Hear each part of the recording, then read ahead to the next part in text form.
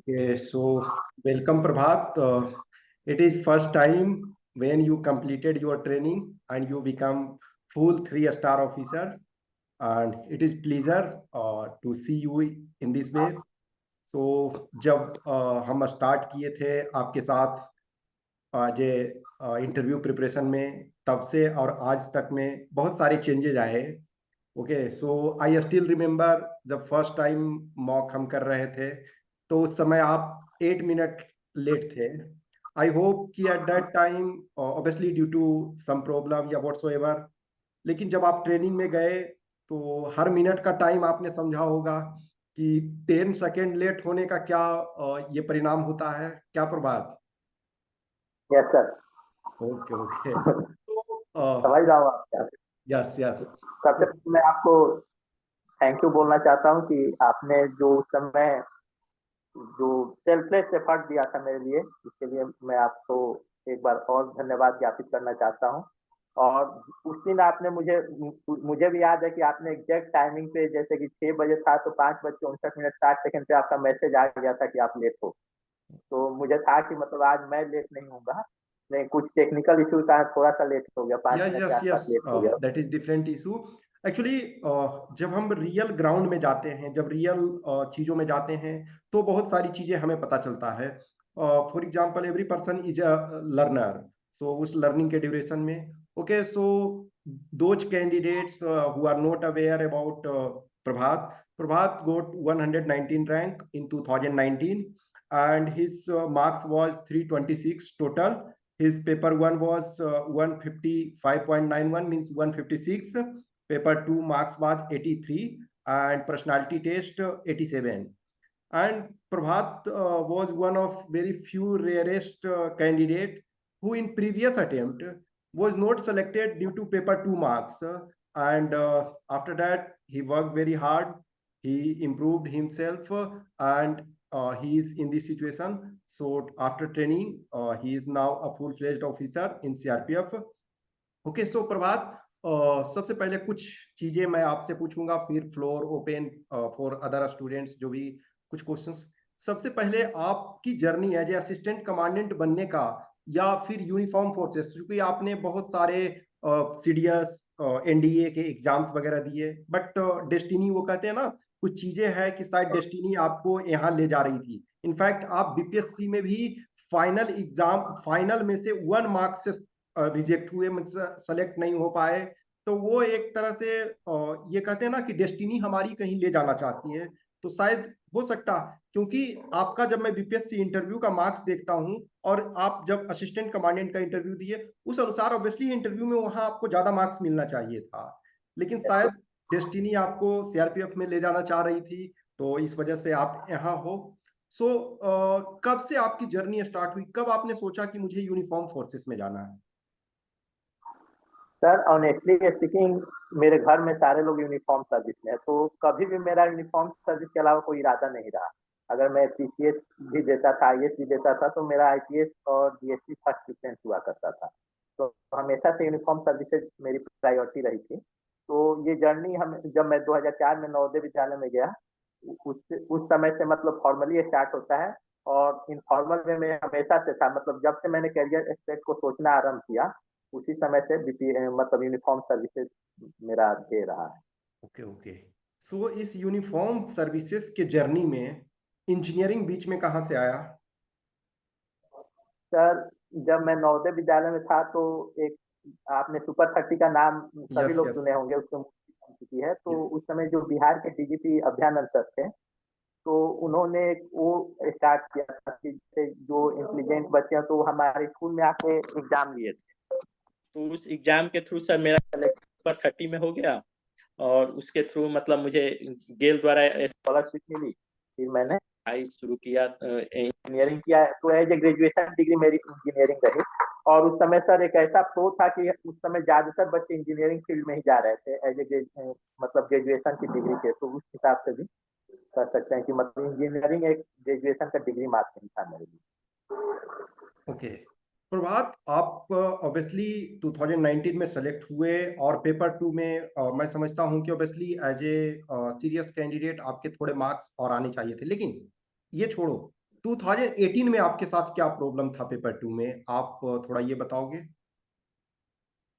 Sir अगर मैं honestly बताऊं तो मैंने पेपर एग्जाम हॉल में ही देखा था कि पेपर 2 ऐसे होता है, तो एग्जाम हॉल में ही देखा था। इसके बारे में मैं ज़्यादा अवेयर नहीं था। मुझे लगता था कि मेरा सीडीएस एनडीए वगैरह हो जाएगा, लेकिन मैं एसएसबी में हमेशा मार्क्स खा जाता था।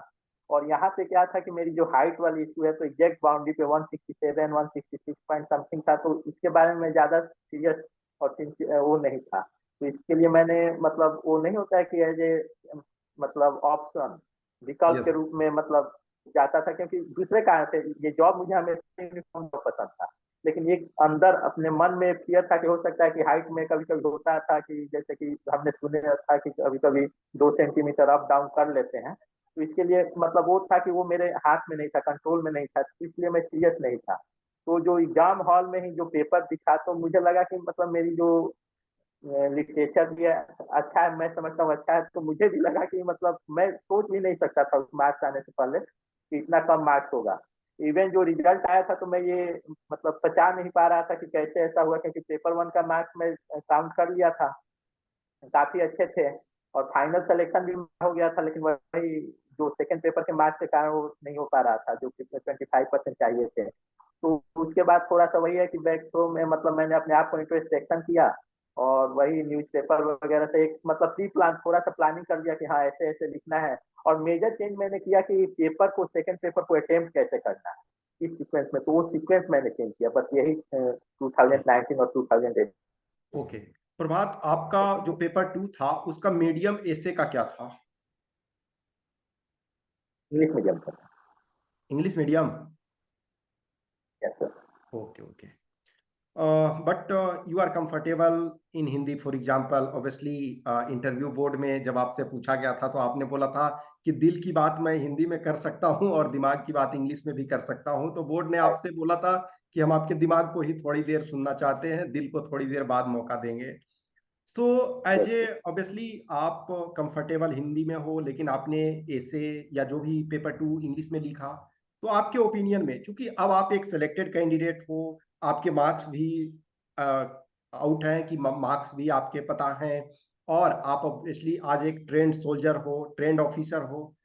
आज क्या आपको लगता है कि लैंग्वेज एक बैरियर है, कि हिंदी मीडियम कुछ ऐसे स्टूडेंट्स होते हैं रेगुलर रूप से कि जो हिंदी वाले बहुत सारे बेचारगी की तरह अपने को देखते हैं, आपको लगता है कि लैंग्वेज बहुत मायने रखता है या हमारा अंडरस्टैंडिंग, हमारी प्रिपरेशन मायने रखता है? सर मुझे लगता है कि लैंग्वेज एक केवल मीडियम है अपने ओपिनियन को एक्सप्रेस करने का। जिस लैंग्वेज में हम कंफर्टेबल हों उसमें हमको अपना ओपिनियन एक्सप्रेस करना चाहिए। और बेसिकली अगर इस एग्जाम को देखें पार्टिकुलरली जो अपना सीएपीएफ असिस्टेंट कमांडेंट का, तो इसमें तो लैंग्वेज का मेरे हिसाब से कुछ भी इम्पैक्ट नहीं पड़ता है, क्योंकि जो पेपर सेकंड है उसमें केवल एसए के में ही अपने पास चॉइस होता है। तो उस तरह से अगर देखें और फिर इंटरव्यू में आप जिसमें कंफर्टेबल हो, अगर आप इंग्लिश अगर कहीं कहीं कोई कोई बोर्ड पे लोगों को अपना वो होता है पर्सनल की, हो सकता है कि इंग्लिश से इम्प्रेस होते हैं, लेकिन मैं नहीं समझता हूँ कि उस लेवल पे लोग इंग्लिश हिंदी से इम्प्रेस होते होंगे। वहाँ पे आप कितने फ्लॉलेसली अपने आइडिया को कन्वे कर पा रहे हैं ये ज्यादा इंपॉर्टेंट लगता है। तो मैं समझता हूँ सर कि जिस लैंग्वेज में हम अपने आप को फुली एक्सप्रेस कर सकें, तो उस लैंग्वेज में इंटरव्यू देना ज्यादा बेटर रहता है। जैसे मेरे इंटरव्यू में अगर मार्क्स कम होने का एक कारण है सही है, क्योंकि मैं पूरा माइंड बना चुका था कि वो मुझसे पूछेंगे कि में इंटरव्यू देना चाहेंगे, तो मैं बोलूंगा कि सर मैं हिंदी में देना चाहूंगा, लेकिन वहाँ पे उल्टा हुआ। उन्होंने पहले ही कहा कि हम आपको इंग्लिश में सीखना चाहेंगे, तो मैं यस। समझता हूँ थोड़ा सा दिक्कत हो यस। गया, नहीं तो और भी अच्छे इंटरव्यू में मार्क्स आते। Okay okay. इंटरव्यू पार्ट पे हम और आएंगे, अभी कुछ चीजें। हर जो एस्पिरेंट होते हैं, ऑब्वियसली जब आप सेलेक्टेड होते हो तो आपके पास डिफरेंट कॉन्फिडेंस होता है, जब नहीं सिलेक्शन होता है तो आप डिफरेंट स्टेट ऑफ माइंड में होते हो। कभी आपके लाइफ इस जर्नी में एक ऐसा टाइम आया कि जब लगा कि शायद बहुत मुश्किल है क्वालिफाई करना, कुछ ऐसे मोमेंट आए? सर ये मूवमेंट तो हमें हमें लगता है कि हर के लाइफ में आता है। और अगर ईमानदारी से बोलें तो ये हमेशा प्रिपरेशन छोड़ देना चाहिए, क्योंकि ये बहुत दिक्कत है। होता है जैसे लाइब्रेरी में पढ़ते हैं चाहे जहाँ भी पढ़ते हैं अपने फ्रेंड सर्किल में, तो जिनके साथ हमने कंधे से मतलब साथ काम किया, साथ पढ़ाई किया, तो एक दूसरे का एक हम लोग से अच्छा, अपने फ्रेंड से अच्छा हम नहीं जान सकते हैं दूसरे को। तो अपने फ्रेंड सर्कल से कोई सेलेक्ट होता है या अपने घर से कोई सेलेक्ट होता है, जैसे मेरा छोटा भाई मुझसे पहले ही सेलेक्ट हो गया था, फर्स्ट अटेम्प्ट में एनडीए में सेलेक्ट हो गया था। तो अनडाउटेडली वो मुझसे ज्यादा फ्रेंड में हर चीजें अच्छी थी, लेकिन था कि हाँ मैं उसको ग्रीप कर सकता हूँ। मैं थोड़ा इंट्रोवर्ट हूँ, थोड़ा एक्सट्रोवर्ट था, इसके अलावा बहुत ज्यादा अंतर नहीं था। तो इस तरह मुझे लगता है कि नहीं, वो भी बोलता था कि भैया अगर आपने पूरे दिल से होल हार्टेड कोशिश किया होता तो नो डाउट आपका हो जाता। मैं एसएसबी बोर्ड में गया था, वहाँ भी बहुत अच्छे मिले जिनका, वो मेरे साथ ही स्क्रीन आउट, कॉन्फ्रेंस आउट वगैरह होते थे, लेकिन बाद में उनका नेक्स्ट अटेम्प्ट में जा के सिलेक्शन हो गया। तो उस तरह से मुझे विश्वास मिला, उसमें से भी कुछ लोग असिस्टेंट कमांडेंट बने, तो उस तरह से मतलब विश्वास आता गया। और वही है कि जब तक आप no failure is final until you stop trying, तो वही बात है, मैंने अपना प्रयास नहीं छोड़ा और ओके। परिणाम सबके सामने की सिलेक्शन हो ओके गया, मनपसंद जॉब में हुआ। प्रभात, आज फॉर एग्जांपल मैं लंबे समय से स्टूडेंट्स को गाइड कर रहा हूँ। तो for example particularly if I see DAF, तो 200 प्लस डीएएफ की एनालिसिस मैं पर्सनल लेवल पे कर चुका हूँ। बहुत सारे ऐसे स्टूडेंट होते हैं एकेडमिकली परफेक्ट होते हैं, लेकिन कॉम्पिटिटिव एग्जाम में शायद अच्छे नहीं कर पाते हैं। कुछ ऐसे स्टूडेंट होते हैं जो एकेडमिकली एवरेज होते हैं और यहाँ वो अच्छे कर पाते हैं। आपके ओपिनियन में एक अच्छा कैंडिडेट सेलेक्ट होने के लिए जो कॉम्पिटिटिव एग्जाम है उसमें क्या होना चाहिए? सर कॉम्पिटेटिव एग्जाम में सेलेक्ट होने के लिए एक चीज है कि आप मॉक जो प्रैक्टिस पेपर है उसका ज्यादा से ज्यादा प्रैक्टिस करें। क्वेश्चन प्रैक्टिस अगर आप करें, एग्जाम माहौल क्रिएट करें खुद से, और वो प्रेशर अपने पे डाल के अगर आप मॉक दे रहे हैं कोई भी मॉक पेपर, तो वो ज्यादा फायदा करता है। और उस पेपर का आप एनालिसिस करें कि कहाँ किस कारण से, क्योंकि मुझे जहां तक लगता है कि सर हम सिली मिस्टेक जितना कर देते हैं एग्जाम में, अगर उसको अवॉइड कर दें तो हमारा सिलेक्शन काफी आसान हो जाएगा, और सिलेक्शन ना हो जाएगा, हम अच्छे रैंक से एग्जाम में सेलेक्ट हो जाएंगे। तो वही है कि कॉम्पिटेटिव एग्जाम के लिए हमें अपने सिली मिस्टेक को अवॉइड करने के लिए एग्जाम टाइप का एटमॉस्फेयर क्रिएट करके ज्यादा से ज्यादा मॉक देना चाहिए, और जो सेलेक्टेड लोग हैं उनसे अपने जो ड्रॉबैक्स हैं, जो वीकनेस हैं, जो स्ट्रेंथ है, उससे चर्चा करना चाहिए। Okay, so now floor is open for you people since you all are appearing in interview. So आज न कल जो भी है 2 months 2.5 months जो भी इंटरव्यू में अपियर होने वाले हो, तो एक चीज ध्यान रखो कि ऐसा नहीं है कि आज प्रभात सेलेक्ट हो गए हैं तो ऐसा नहीं है कि वो कॉन्फिडेंस लेकर के आए थे उस टाइम में, जैसे आज आप कंडीशन में हो ये भी थे। लेकिन आज ऑब्वियसली बात है वो सर्टेनिटी में है कि वो सेलेक्ट होकर के एक ऑफिसर बन चुके हैं, आप प्रोसेस में हो। तो आपके मन में कुछ भी क्वेश्चन क्यूरी डाउट है तो आप पूछ सकते हो, उनको पूछ सकते हो जो भी है। Okay,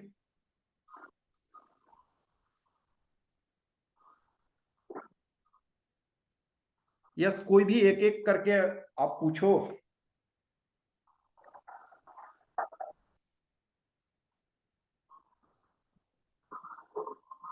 good evening sir. Good evening. Sir मेरा जो एकेडमिक सेशन था सर, जैसे आपको सर ने बताया अभी कि जो कभी रिस्पॉन्स नहीं कर पाते हैं सर अच्छा, लेकिन आगे कम्पिटेटिव एग्जाम में सर जाने के लिए जो है सर थोड़ा सा अच्छा कर देते हैं। तो सर ऐसा ही मेरे साथ है सर, जो है मैं एकेडमिक में school life graduation life sir मेरा बहुत वीक और एक एवरेज स्टूडेंट रहा हूँ सर। उसके बाद फिर से ऐसा सर जो होता है कि समझ आता है कि हम किस फील्ड में जा रहे हैं, कहाँ फिर अपने आप को इम्प्रूव करते हैं कि सही मार्ग में जाना चाहिए सर। उस मैं बहुत इम्प्रूव किया सर। उसके बाद जो है मेरा फाइनली इस बार 2022 में सर क्वालिफाई हो गया return.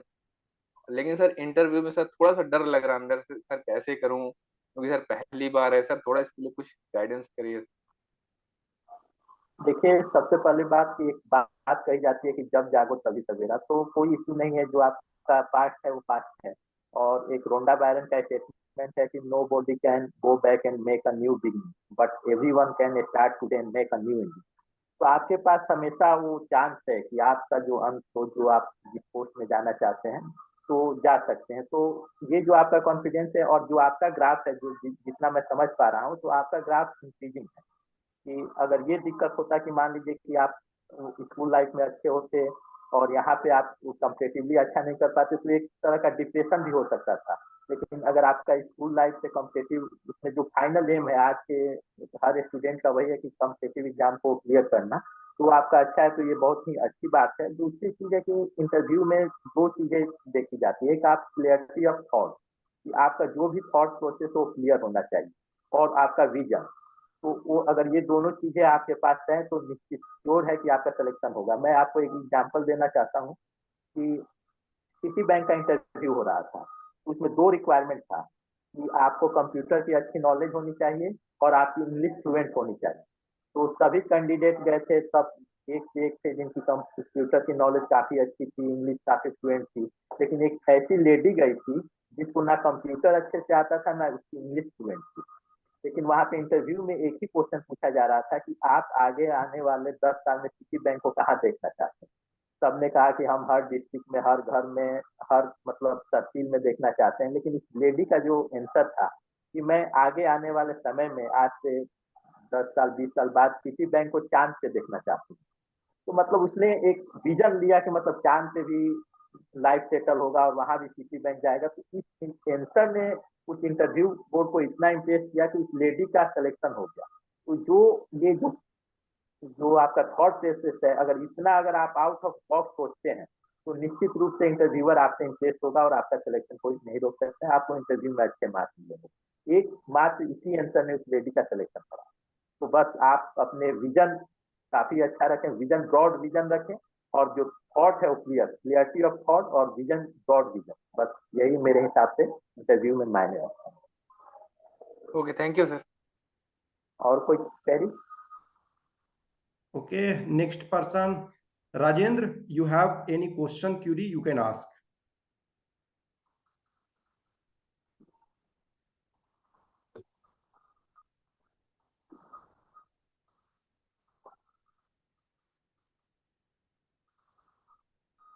Rajendra, are you getting?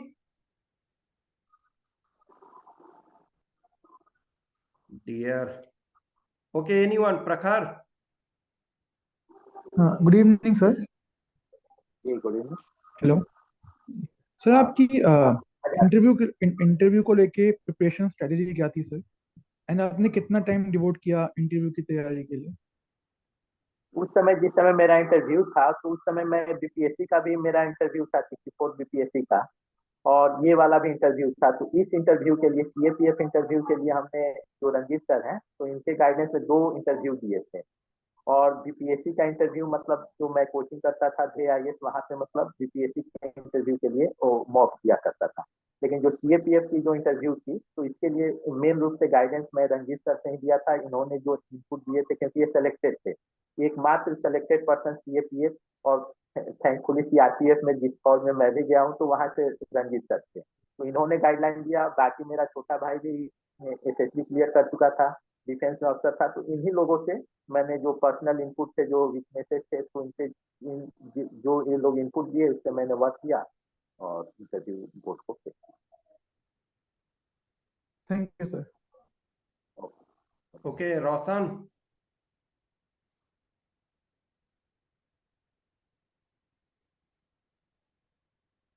Nishant? Sir good evening sir. Sir मेरा इंटरव्यू रिलेटेड तो क्वेश्चन नहीं है, पर मैं पूछना चाहूंगा कि जैसे प्रिपरेशन जर्नी में और रिजल्ट के बाद मतलब मेजर चेंज क्या आया लाइफ में? देखिए, लाइफ में मेजर चेंज को अब डिस्क्राइब करना काफी कठिन है। लेकिन हाँ, एक हो गया कि अब जिससे भी मिलते हैं, कॉन्फिडेंस से मिलते हैं। इस क्वेश्चन का कि क्या कर रहे हो, इसका जवाब मिल गया। प्रिपरेशन के दौरान क्या कर रहे हो, व्हाट आर यू डूइंग, का जवाब देना मुश्किल होता था। लेकिन अब वो चेंज हो गया कि अब क्या कर रहे हो का जवाब देना काफी आसान है। Okay, Nishant? Yes, sir. Can I ask, Sir Rajendra? Yes. Okay. Sir, मैं जब इंटरव्यू में बैठता हूँ तो सर मैं मतलब बिल्कुल फंबल आउट हो जाता हूँ। जो चीज़ें मुझे याद भी रहती है मैं उसको एक्सप्लेन नहीं कर पाता हूँ, और जो आंसर है उनको मैं मैन्युफैक्चर कर लेता हूँ। जो मेरा इनर है वो कभी आता नहीं। जैसे आप प्रभा सर ने स्टार्टिंग में कहा था कि आप हिंदी में मोर कंफर्टेबल हो, मैं भी उसी में हूँ। इंग्लिश में भी बता सकता हूँ, बट वो आपने कहा ना दिल की आवाज़ नहीं आती, वैसे मेरे साथ प्रॉब्लम है। तो आपका क्वेश्चन क्या है?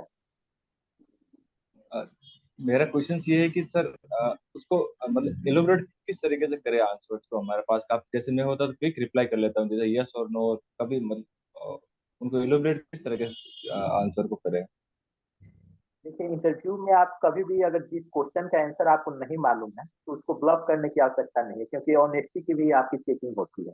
तो जिस क्वेश्चन जो आपको जवाब आते हैं, कॉन्फिडेंट है, उसी को आप रिप्लाई करें। नहीं तो आप हमेशा आपके पास ऑप्शन है कि आप सॉरी कर दें। और नॉलेज बेसिकली बहुत ज्यादा चेक नहीं होता है, वहाँ पे आपके जो एटीट्यूड है उनकी चेकिंग होती है, क्योंकि ऑलरेडी आप रिटन एग्जाम के थ्रू जाते हैं। लेकिन हाँ, ये है कि आप उस तरह के क्वेश्चन में मिस्टेक ना करें जो काफी बेसिक हो। तो इसके अलावा मैं नहीं समझता हूँ कि बहुत ज्यादा नॉलेज का इफेक्ट पड़ता है। और दूसरी चीज है कि अगर आपको 2-3 क्वेश्चन नहीं आते हैं जिसको आपने सॉरी किया, तो इसका आपके नेक्स्ट क्वेश्चन पे इम्पैक्ट नहीं दिखना चाहिए, क्योंकि वो जानबूझ के देते हैं। कुछ क्वेश्चन ऐसे होते हैं कि कोई भी रिप्लाई नहीं कर सकता है इंटरव्यू बोर्ड में।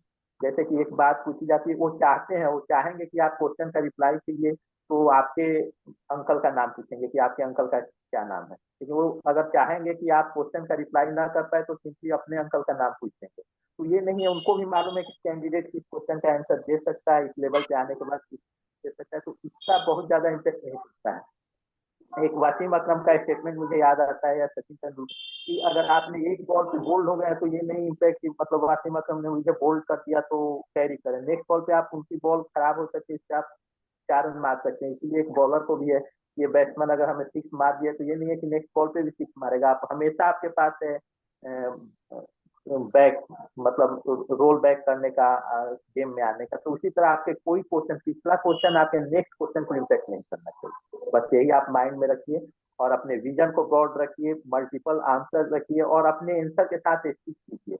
अपने आप को कंट्राडिक्ट मत कीजिए पूरे प्रोसेस के दौरान। हो सकता है कि कभी कभी कैंडिडेट क्या करते हैं कि अपने आप को कंट्राडिक्ट करते हैं।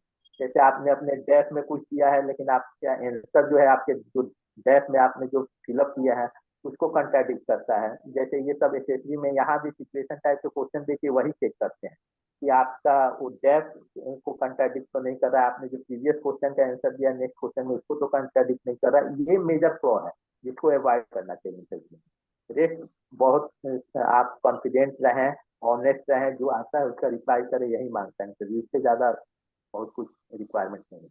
जो भी है आपकी क्लियरिटी ऑफ थॉट होनी चाहिए और विजन एम्प्लॉयड होनी चाहिए। ओके प्रभात, मैं सभी स्टूडेंट्स को जो मेरे से जुड़े हुए रहते हैं मैं उनको बोलता हूँ कि आपका डीएएफ आपकी स्पेसिफिकेशन है।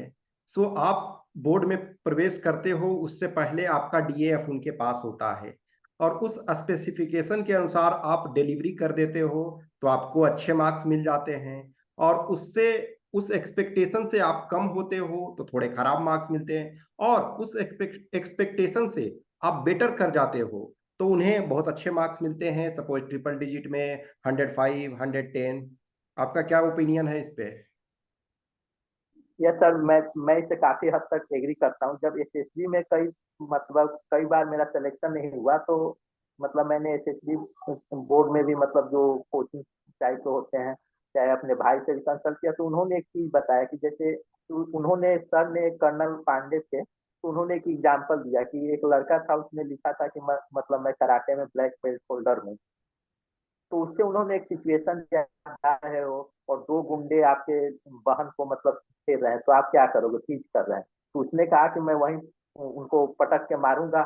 तो बोला कि मैं टीच कर रहा हूँ, तो कहा मैं भी आपको आपको भी मारूंगा चाहे जो हो। तो वहां पे रिप्लाई 2 चीज था, उसने वही चेक किया कि इसने डैश में जो, तो उसने पूछा कैसे 2 को हैंडल कर दोगे, तो उसने बोला वो इस पॉइंट को लाया कि ये मेरे ब्लैक बेल्ट होल्डर होने का मतलब ही क्या रह जाएगा जब मैं मिनिमम 2 लोगों को एक साथ डील ना कर पाऊँ, हैंडल ना कर पाऊँ। तो वही चीज है कि उसका वो नहीं चेकिंग था, उनका वही था कि उसने जो डैश में दिया है क्या वास्तव में है। और दूसरी चीज उसने ये था कि जैसे उस लेवल पे, जैसे एनडीए में क्या होता है कि 17, 18, 16 साल, तो वहाँ पे एक यंगस्टर होता है, तो उससे बहुत ज्यादा डीप नहीं। जैसे कि अब मान लीजिए जो 30 ईयर्स का है, आईएएस के इंटरव्यू में जा रहे हैं, तो उनसे एक प्रकार की गंभीरता आ जाती है, मैच्योरिटी। तो वो उनका रिप्लाई जो सेकंड क्वेश्चन था, तो वहाँ उनका रिप्लाई दूसरा हो सकता था कि मतलब मैं वो दूसरे तरह से हैंडल, लेकिन उसने अपना एक दिखाया कि मतलब मैं आपको भी उसी तरीके से हैंडल करूंगा, मतलब आपको भी मैं ब्रीफ करूंगा। तो वो दिखा रहा था कि मतलब एक यंग माइंड ऐसे ही सोचता है। अगर वो कैलकुलेटेड आंसर देता कि मतलब आपके साथ मैं दूसरा बिहेवियर करूंगा, तो एक मेच्योरिटी लेवल दिखाता जो के लिए सही नहीं था। तो वही है कि वहां पे उसकी ऑनेस्टी दिखती है, उसने अपने ब्रेन ज्यादा नहीं हार्ट से आंसर दिया। तो मैं समझता हूँ कि अगर आप जो डेप्थ दें वो एकदम सही डेप्थ दें तो अपने आप हो जाएगा। उस लाइफ को अगर आपने जिया है तो उसका आंसर आएगा। लेकिन अगर उसको आपने मैनिपुलेट किया है तो आंसर को मैनिपुलेट करना वहां पे दिक्कत होगा, क्योंकि वहां पे एक लेवल के बाद आप सब कॉन्शियस माइंड ज्यादा एक्ट करना शुरू, आपका कॉन्शियस माइंड कुछ देर के लिए होल्ड पे आ जाता है। ओके प्रभात, आज के डेट में फॉर एग्जांपल आप एक ट्रेंड सोल्जर हो, आपने बहुत सारे सिचुएशन सिनेरियो को देखा ट्रेनिंग के ड्यूरेशन में। ऑब्वियसली आप अभी रियल ग्राउंड में नहीं गए हो जब आपका रियल नॉलेज जो है टेस्ट होगा, बट फिर भी जो सिचुएशन रिस्पांस टेस्ट हैं खास करके वो एसएसबी में उस पर अधिक स्ट्रेस दिया जाता है, लेकिन आज के डेट में सीएपीएफ में भी स्ट्रेस दिया जाता है। तो इन जनरल अब आप एक चूंकि ट्रेनिंग कर चुके हो, तो सिचुएशन रिस्पांस टेस्ट के संबंध में आप कुछ स्टूडेंट्स को बताना चाहोगे? सिचुएशन रिएक्शन टेस्ट में वही है कि आप ऑनेस्ट आंसर दें। अगर ऑनेस्ट आंसर देते हैं तो ये कंट्राडिक्ट नहीं करेगा आपसे। अगर लगातार क्वेश्चन पूछे जाएंगे, अगर आपने एक आंसर को मैनिपुलेट किया है तो दूसरे क्वेश्चन के आंसर करने में आप सिमिलर सिचुएशन में आपके रिस्पॉन्स अपोजिट हो सकते हैं, जो आपको कंट्राडिक्ट करेंगे और वो आपके लिए काफी निगेटिव हो सकता है। तो मेरा मानना है कि आप ऑनेस्ट आंसर दें और सिचुएशन रिएक्शन टेस्ट का थोड़ा सा प्रैक्टिस कर लें। जैसे आप हैं और भी लोग जो जिसको जहाँ संभव हो सके उनसे गाइड लें, एक दो क्वेश्चन, मतलब जहाँ गलती हो सके कुछ ही चीजों को हम सिचुएशन रिएक्शन टेस्ट में हम बहुत ज्यादा अपने आप को वो आंसर को वो नहीं कर सकते हैं, मॉडिफाई नहीं कर सकते हैं। जो माइन्यूट मिस्टेक्स हैं उनको, सिली मिस्टेक्स हैं उनको अवॉइड कर सकते हैं। उसके लिए जो लोग पहले से इंटरव्यू दे चुके हैं और जैसे आप जैसे लोग हैं 200 डेप्थ इन सबकी एनालिसिस है, इनके पास उनके गलती पकड़ने का भी एक हैबिट है आप, और उसका जो क्या निवारण है, क्या रिमेडी है वो भी है। तो मैं समझता हूँ कि इसके बारे में मैं ज्यादा नहीं बता पाऊंगा, ये आप ही इसको दीजिए अच्छा ओके रहेगा। ओके, ये ट्रेनिंग में सीआरपीएफ आप एकेडमी में थे, तो प्रभात ये बोला जाता है कि ऑफिसर्स थ्री टाइप्स के होते हैं। ओके, एक ऐसे होते हैं जिनको बताना नहीं पड़ता है कि हम ऑफिसर हैं, वो आपकी पर्सनालिटी दिखाती है। एक ऐसे होते हैं जो जिन्हें बताना पड़ता है कि मैं ऑफिसर हूँ।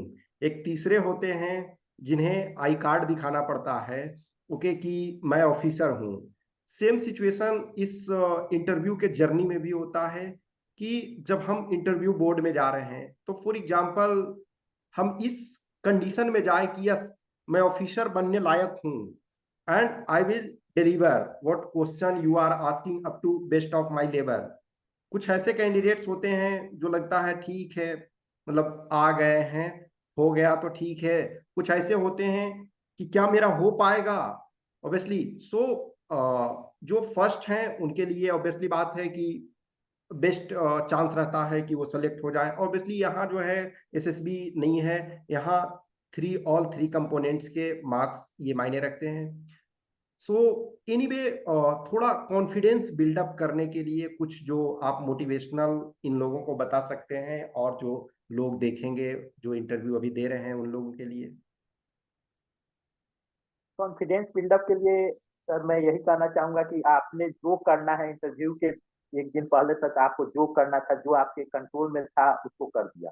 अब जो भी चीजें अब बियॉन्ड आपके कंट्रोल है, लेकिन हाँ जो भी आपके पास है उसको आप अपना जो बेस्ट फॉर्म है, जो आपका ओवरऑल पर्सनालिटी है, उसका बेस्ट फॉर्म आपको वहाँ इंटरव्यू बोर्ड के सामने रिप्रेजेंट करना है। और आप अपने आप पे विश्वास रखिए, क्योंकि ये चीज मान के चलिए कि हमारे जैसे ही लोगों का सिलेक्शन होता है, वो किसी अदर प्लेनेट से नहीं आते हैं। तो आप इस कॉन्फिडेंस के साथ जाइए और ये मान के चलिए कि मैं 3 स्टार ऑफिसर के रूप में आप इंटरव्यू बोर्ड में ऑफिसर कीजिए। जिस भी इंटरव्यू में जा रहे हैं अपने आप को मान के चलिए कि मैं वही आदमी जा रहा हूँ।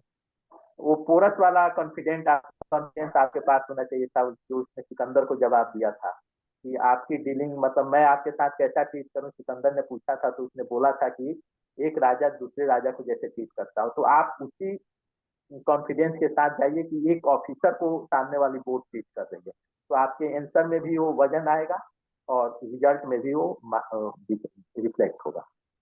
ओके, प्रभात, मैं ऑब्वियसली अपने सारे स्टूडेंट्स को ये कहता हूँ कि सिलेक्शन और नॉन सिलेक्शन ये हमारे कंट्रोल में नहीं है, लेकिन उस यूपीएससी बिल्डिंग में जाना ऑब्वियसली 99.5% लोगों से बेटर हम होते हैं, तभी उस बिल्डिंग में जा पाते हैं जिस भी एग्जाम के लिए हैं। तो यही एक अपने आप में अचीवमेंट है। So can you tell me in this context, जब आप इंटरव्यू बोर्ड में गए थे यूपीएससी में, वो आपका मेमोरी या जो आपके कुछ यादें हैं वो उसको आप बता सकते हो? यस सर, उस समय फर्स्ट डे जो जिस दिन था मेरा फर्स्ट जो कैंडिडेट जाते हैं, मेरा फर्स्ट ही था अपने जो ग्रुप में थे। मैं 7वें ग्रुप में था, इस 7 में मेरा फर्स्ट इंटरव्यू था। तो वहां पे गया तो अचानक से एक होता है कि हाँ, जैसे सेकंड थर्ड नंबर पे हो तो उस दिन का क्या माहौल है। लेकिन फर्स्ट डे आपको जैसे डॉक्यूमेंट वेरिफिकेशन आया तब तक एक कि आप चलो आपका इंटरव्यू है, मुझे सेपरेट कर दिया गया फिर। और उस समय कोविड का माहौल भी चल रहा था, तो बहुत ज्यादा वो नहीं था, पूरे हम लोग मास्क वगैरह लगाए हुए थे, केवल आई ही विजिबल था वहां पे। तो ये सब चीजें थी। हाँ, लेकिन यूपीएससी बिल्डिंग में मैं पहली बार जा रहा था इंटरव्यू देने, तो एक उत्साह अपने मन में था कि चलो कम से कम एक कहावत बात कही जाती है कि जो हाथ चांद की ओर बढ़ते हैं तो उसमें धूल नहीं लगती है। तो अगर वहां से मैं सेलेक्ट या रिजेक्ट जो भी होता, सिलेक्शन रिजेक्शन रिजेक्शन तो नहीं कर सकते हैं, क्वालिफाई नॉट क्वालिफाई। तो इस चीज का था कि मतलब मैंने कुछ किया है, ये मेरे मन था कि मतलब एक चीज होती है कि गांधी जी का एक जंतर है कि जब आपको ज्यादा घमंड होने लगे तो अपने से ऊपर लोगों को देखिए कि मतलब हाँ, ये मुझसे अच्छा ये है। लेकिन जब आप लो फील करें तो अपने से नीचे लोगों को भी देखिए कि मतलब मुझसे ये, इनकी स्थिति मुझसे भी खराब है। तो एक कॉम्बिनेशन आप अपने मन में, मैं वही लेके गया कि हाँ मतलब इस इतने लोगों से अच्छा हूँ, 1000 के आसपास लोग बुलाए गए थे, तो मुझे लगा कि मतलब कम से कम मैं टॉप 1000 में तो हूँ ही। इस कॉन्फिडेंस के साथ मैं गया। और मुझे लगता था क्योंकि मैं जो फर्स्ट पेपर का मार्क था मैंने कैलकुलेट कर लिया था तो उसके आसपास था। तो मुझे एक विश्वास भी था। और आप भी बोले थे कि अगर जैसे इंटरव्यू मॉक इंटरव्यू के दौरान जो पर्सनल वो था, तो आप बोले थे कि सिलेक्शन हो जाना चाहिए, मेरे हिसाब से वो विश्वास था। मेरे भाई ने भी ऐसा ही बोला था। बाकी भी इंटरव्यू वो मतलब मिली जुली उनका यही था। बीपीएससी इंटरव्यू में भी जो बोर्ड थी तो उनका भी यही था कि आपका सिलेक्शन हो जाएगा। तो मुझे कहीं ना कहीं विश्वास था कि सिलेक्शन हो जाएगा। और मुझे लग रहा था कि दोनों में सिलेक्शन हो जाएगा, इस विश्वास के साथ गया था। लेकिन अनफॉर्चुनेटली नहीं हो पाया दोनों जगह पे। तो वो चीजें थी। और फिर दूसरा ये चीज था कि मुझे अपना बेस्ट देना है, तो इस मोटिव के साथ मैं गया था। और जो इंटरव्यू बोर्ड था मेरा काफी कॉर्डियल था। मैं थोड़ा सा इंट्रोवर्ट हूँ तो उन्होंने मौका दिया। मैं जब बोला कि मतलब मैं इंग्लिश में I will speak to my mind in English and my heart in Hindi, मैं जो इंग्लिश में देने के लिए, तो उन्होंने बोला कि today we want to hear your listen your mind not your heart. और फिर एक मेंबर ने बोला कि कोई नहीं, जब भी आपको दिक्कत होगी आप you are free to speak in Hindi language. तो एक मेंबर मुझे मतलब उनको लग रहा था कि मुझे इंग्लिश में दिक्कत है, तो एक हिंदी में भी बोल रहे थे। लेकिन मैंने कोशिश किया कि मतलब मैं इंग्लिश में इंटरव्यू दिया। बीच बीच में थोड़ा सा हेसिटेशन आ रहा था, लेकिन वो चीज वो समझ गए थे। Okay, so thank you Prabhat for being with us. और जो भी आप देख रहे हो इस वीडियो को, प्रभात उन लोगों में से एक हैं कि जो जब सिलेक्शन नहीं हुआ था तब भी वही हम्बलनेस था इनमें, और आज जब सिलेक्शन हो गया है तब भी यही हम्बलनेस है। और फॉर्चुनेटली हम लोगों में कम्युनिकेशन रेगुलर रही है, चाहे इन्होंने इनकी ज्वाइनिंग लेटर आई हो या बीच में ट्रेनिंग के ड्यूरेशन में। और फॉर्चुनेटली हम लोग सेम एकेडमी में रहे हैं, तो एक और भी एक वो बॉन्ड जैसा लगता है। But this journey will continue, ये हमारा रिलेशन बना रहेगा प्रभात। और फ्यूचर में कुछ कैंडिडेट्स की जरूरत होगी तो ऑब्वियसली है, कभी आपके पास टाइम होगा तो मैं और आपको कष्ट देना चाहूंगा कभी। Okay, so that people should get advantage. Okay, thank you once again. Okay Prabhat. Thank you sir, अच्छा लगा। और आपने, मैं एक बात कहना चाहता हूँ कि जिस चीज से पथ पथ स्नेह मिला उस राही को धन्यवाद। और इस जर्नी में आपसे मुझे विशेष रूप से स्नेह मिला। तो मैं चाहूंगा कि मतलब उस स्नेह को मैं पार्ट पार्ट में अगर चाहता हूँ तो मेरे लिए प्लेजर की बात होगी। और मुझे हमेशा अच्छा लगेगा कि अगर आप मेरे थ्रू और भी कैंडिडेट का भला हो जाए तो ये मेरे लिए गर्व की बात रहेगी। और मैं जो जॉब